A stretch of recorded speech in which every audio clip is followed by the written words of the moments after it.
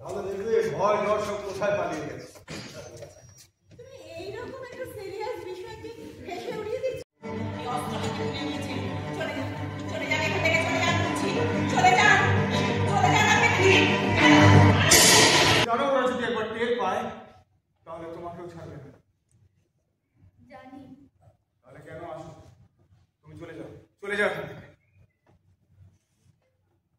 এই নীলকণ্ঠ পাখির পালক পরিয়ে দিলাম তোমার ৭৭ পেরিয়ে ৭৮-এ একটা দল পড়া, এটা তো একটা বিরাট ব্যাপার।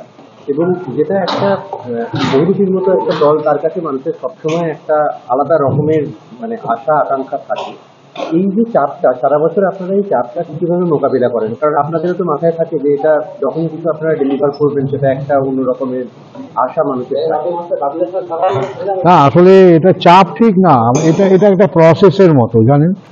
আসলে বহুরূপী যারা তৈরি করে গেছে, এখানে ফাউন্ডেশনটা এত শক্ত করে তৈরি করে দিয়ে গেছেন যে সেই ফাউন্ডেশনটার মধ্যে নিয়ম কানুন রীতিনীতি সবটাই আলাদা। মানে অন্য যে সমস্ত থিয়েটারের দল আছে তাদের সঙ্গে আমাদের অনেক নিয়ম মেলে না। আমাদের অনেকে কাকা জ্যাঠার দল বলে, পুরনো দল বলে, কিন্তু আমরা কিন্তু সেই স্বকীয়তা যেটা ছিল বহুরূপীর পুরনো, আমরা মেনটেন করার চেষ্টা করি। ঐতিহ্য তো ঠিক আছে, ঐতিহ্যটা তো আপনারা বলবেন, ঐতিহ্য তো ধীরে ধীরে তৈরি হয়। আর একটা কথা হচ্ছে যে যেটা আমি বললাম স্টেজে, যে এখন চতুর্থ প্রজন্ম বহুরূপীতে এসে গেছে। আমাদের লক্ষ্য হচ্ছে বহুরূপী 100, বহুরূপী 78 নয়, বহুরূপী 100। ব্যাটনটা একটার পর একটা জেনারেশন কিন্তু নিয়ে যাচ্ছে।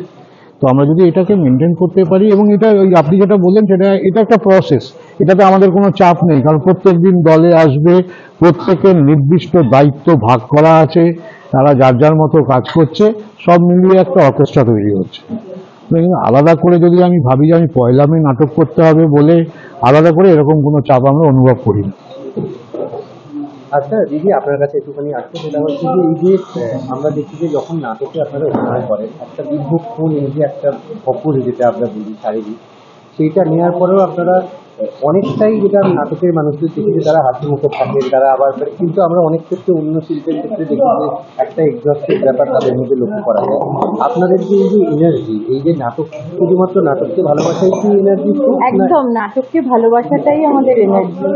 মানে আমরা ভীষণ, মানে আমাদের খুব আগে থেকে এই এনার্জিটা এখন আজকে শুধু স্টেজে না, আমাদের ব্যাকগ্রাউন্ডে যে কি অসম্ভব আমরা পরিশ্রম করি, প্রচন্ড গরমে। এই নাটকটা তো আমাদের গত বছর মঞ্চস্থ হয়েছিল প্রথম, সেই সময় ভীষণ গরম ছিল, আমরা তার মধ্যেও সকাল থেকে রিহার্সাল দিয়েছি, কোনো কষ্ট হয়নি আমাদের। আমি ভীষণ আনন্দ পাই, না হলে বরং মন খারাপ হয়ে যায় আমাদের। আর ওটাই আমাদের নাটক একটা সফল হলে, মানে সবাই দর্শক ভালো বললে আমাদের খুব আনন্দ হয়, ওটাই আমাদের আবার এনার্জিটা আমরা গেইন করি ওটার থেকে। আর যেটা প্রত্যেক বছর হয় যে আপনাদের এই সংখ্যা যেটা বেরোয়, এবারেও 136 সংখ্যা যেটা বেরোয়, এই সংখ্যায় এবার যেটা আমরা দেখলাম যে একটা বিশেষ সংখ্যা বেরিয়েছে, এই সংখ্যার ব্যাপারেও কি আপনারা প্রত্যেকেই ইনভলভ থাকেন? এটা সম্পাদনা? না, এটা সেখানে বলি, আমরা একটু মেন, আমাদের এখন সভাপতি আছেন উনি সঞ্জয় ব্যানার্জি, তো মেনলি কিন্তু উনি আমাদের তাড়িয়ে নিয়ে যায়, মানে আমাদের খেপিয়ে নিয়ে যান আর কি। তো উনি এটা কিন্তু সবসময় এটা মানে এইটাই, মানে হ্যাঁ, অংশুমান তো অবশ্যই একটা সম্পাদনার কাজ করছে, কিন্তু তাকেও বিভিন্নভাবে সাহায্য করা, বিভিন্ন তথ্য দিয়ে সাহায্য করা, সেটা সবটাই কিন্তু বললাম না আমাদের তাড়িয়ে নিয়ে বেড়ায়। আসলে বহুরূপীতে আমার 9 করে 38 বছর হয়েছে। আমি বহুরূপীতে আছি, আমি যখন বহুরূপীতে 38 বছর, আমি বহুরূপীতে যখন এসেছিলাম তখন খুব ছোট ছিলাম, 24-25 বছর বয়স। তাই এখন আপনি ভাবুন 25 বছরের একটা ছেলে কতটুকু। তো সেই সময় থেকে এসে কোথাও একটা ভালোবাসা তৈরি হয়ে গেছে, রয়ে গেছি। মাঝখানে আমি চাকরির জন্য 6-7 বছর বাইরে ছিলাম, আবার এসে ঢুকেছি। এরা আমাদের সঙ্গে, ও এসছে অনেকদিন হয়েছে, তারপর নতুন যারা এসছে তাদেরকে সবাইকে আপন করে নিয়ে, এবং শুধু আপন করে নেওয়া না, বহুরূপীতে নিজস্ব একটা সংস্কৃতি আছে, সেইটার মধ্যে প্রত্যেককে বুঝিয়ে তাদের মধ্যে সেখানে চালিত করে নিয়ে যাওয়া, সেটা খুব শক্ত কাজ। কারণ দেখুন, এটা তো সোসাইটির মধ্যেই একটা অর্গানাইজেশন, তো সোসাইটির মধ্যে ভালো খারাপ সব রকম আছে, বিভিন্ন ধরনের ছেলে মেয়ে আছে, সবাই যে টিকতে পারে তা নয়, অনেকে ছেড়ে দিয়ে চলে যায়। কিন্তু আমরা যারা থাকবে তাদের বহুরূপীর নিয়ম অনুযায়ী বহুরূপীর ডিসিপ্লিন মেনটেন করে বহুরূপী এটা যদি কেউ খারাপ বলে আমাদের কিচ্ছু করার নেই। হ্যাঁ, সুতরাং বহুরূপীর যে ডিসিপ্লিনটা সেট করে দিয়ে গেছেন আমাদের, আমরা কে, কারা কারা কাজ করেছে এই অর্গানাইজেশনে, আমরা কাদের দেখে বড় হয়েছি, তারা যে নিয়মগুলো সেট করে দিয়ে গেছে সেই নিয়মের মধ্যেই তাদের প্রত্যেককে থাকতে হয়, সেইভাবেই ক্লাস হয় একটা সুন্দর পরিবেশের মধ্যে। আর যেটা আপনি স্টেজে বললেন সেই কথাটাতে আসছি যে মানে এটা একটা অবশ্যই আপনাদের গর্বেরই প্রকাশ যে আমরা অন্য কেউ ভালো করছে বলে তাকে এনে করাই না, আমাদের শুধু নিজেদের লোকেরাই করে। কিন্তু এইটা কি মানে আপনাদের যে শুরুর যে সেট আপটা যেটা ছিল সেইটাকে ভাঙবেন না বলেই না আপনারা এটা একদম মানে রুল বুকের মতোই মেনে চলেন? একদম রুল বুকের মতোই মেনে চলি। আমি আপনার কথা ধরেই আমি বলি আপনাকে, আমাদের এই থিয়েটারটা রুটটা ভুললে চলবে না। আমাদের এই থিয়েটারটা কিভাবে তৈরি হয়েছিল আপনি বলুন? গ্রুপ থিয়েটারটা কি? গ্রুপ থিয়েটার কি 4 জন বাইরের শিল্পী নিয়ে এসে টিকিট বিক্রি করে নাটক করা? আমরা তো সেইভাবে তো বড় হইনি।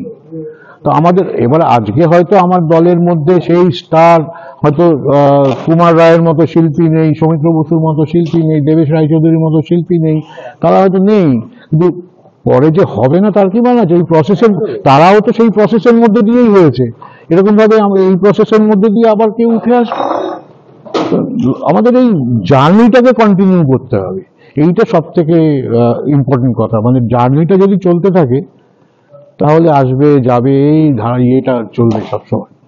আর আপনাদের দুজনকেই একটা শেষ কথা জিজ্ঞেস করবো, যেটাই বললেন যে আরো অন্য শিল্পী বা অন্য অভিনেতা উঠে আসার যে ব্যাপারটা, আপনারা কি সারা বছর এরকম কোনো কর্মশালার আয়োজন করার কথা ভাবেন যেখানে যেটার মাধ্যমে আপনারা কাউকে মানে নাটক শেখানোর, আমি জানি হয়তো শেখানো যায় না, তাও মানে এই কর্মশালা কি কিছু আপনারা ভাবেন? আলাদা করে কর্মশালা বহুরূপীতে কখনো সেইভাবে হয়নি, কারণ এটা আমি স্যারের সমান স্যার মানে কুমার রায়ের সঙ্গে আমি কথা বলেছিলাম যে সব দলে হয় আমাদের হয় না। বলছে রোজ আসছিস যাচ্ছিস রিহার্সাল দেখছিস মাঝে মধ্যে পাঠ করছিস, এটাই তো ওয়ার্কশপ, এখান থেকেই তো শিখছিস, তোদের তো বড়রা যেটা করছে সেটা দেখছিস, তো সেইটা 3 দিনের ওয়ার্কশপ করে তুই ঘোরার দিন তুই একটা বড় শিল্পী হয়ে গেলি, সেটা বড় কথা। তবে কি হ্যাঁ, ওয়ার্কশপ এখন অনেকেই করছে, ফর্মের অনেক চেঞ্জ হয়েছে। আপনি যেটা বললেন সেটা আমাদেরও ভাবনা চিন্তার মধ্যে আছে, যদি কখনো হয় নিশ্চয়ই জানতে পারবেন। আর নতুন কেউ যদি বহুরূপীতে মানে তার নেশার জায়গা থেকে সে জয়েন করতে চায়, সে কিভাবে জয়েন করতে পারে? বহুরূপীতে আসতে গেলে বহুরূপীর প্রায়োরিটিটা তাকে বুঝতে হবে। আমরা তার প্রায়োরিটি বুঝবো না, বহুরূপী তার প্রায়োরিটি বুঝবে না, তাকে বুঝতে হবে বহুরূপীর প্রায়োরিটি। সে যদি সেইভাবে আসে আমাদের ওয়েলকাম, কোনো অসুবিধা নেই। প্রচুর নতুন ছেলে মেয়ে এসছে, দেখলেন তো, ছোট ছোট ছেলে মেয়ে অভিনয় তো করলো, একদমই নতুন, একদম নতুন, ওরা কথাই বলতে পারতো না।